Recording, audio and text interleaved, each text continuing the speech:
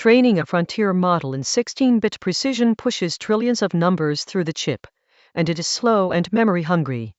FP8 training shrinks those numbers to just 8 bits, roughly having the compute and the memory while keeping quality. In this video, why 16-bit hurts, what FP8 training is, the training loop, the two FP8 formats and scaling, how it compares, the numbers, and when to reach for it. Modern training runs in bfloat 16 bits per value.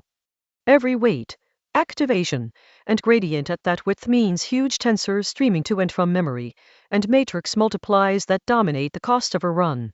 At frontier scale, that is millions of dollars and weeks of GPU time. Cutting the width in half would nearly have the data moved and roughly double the math throughput, if you can do it without breaking training. FP8 training does the heavy matrix multiplies an 8-bit floating point instead of 16. The trick is mixed precision. Only the big linear layer matrix multiplies run in FP8, while a high-precision master copy of the weights and the optimizer state stay in bfloat 16 or 32-bit float. So the model computes fast and cheap, while the accumulation that keeps training stable stays in higher precision. Here is one training step. The weights and activations are cast down to FP8 and multiplied on the tensor cores in the forward pass. The backward pass computes gradients, also in FP8. Those gradients are then applied to the high-precision master weights, held in 32-bit float by the optimizer. The next step recasts the fresh master weights back to FP8. The fast math is 8-bit, the memory that keeps it stable stays high. Under the hood, FP8 comes in two formats. E4M3, with 4 exponent bits and 3 mantissa bits, carries more precision and handles the forward pass weights and activations.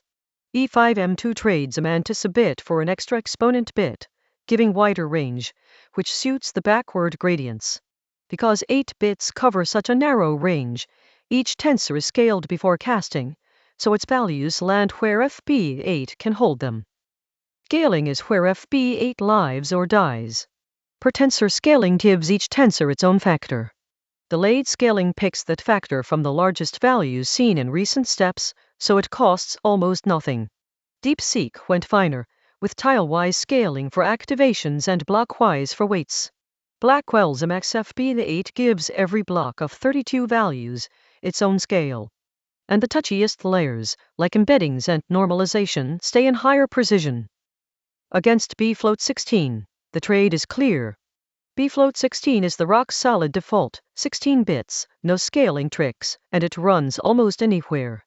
FP8 halves the bits, roughly doubling matrix throughput and cutting memory, but it demands careful per-tensor scaling and a Hopper or Blackwell GPU.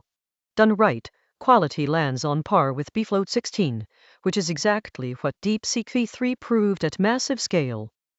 Stepping back, here is the precision ladder. 32-bit float holds the master weights and optimizer state. bfloat 16 is today's default for compute. FP8 splits into E4M3 and E5M2 for the forward and backward matrix, multiplies. And research is already pushing toward 4-bit formats like MXFP4, mostly in the backward pass for now. Each step down the ladder trades numerical headroom for speed and memory. The payoff is real.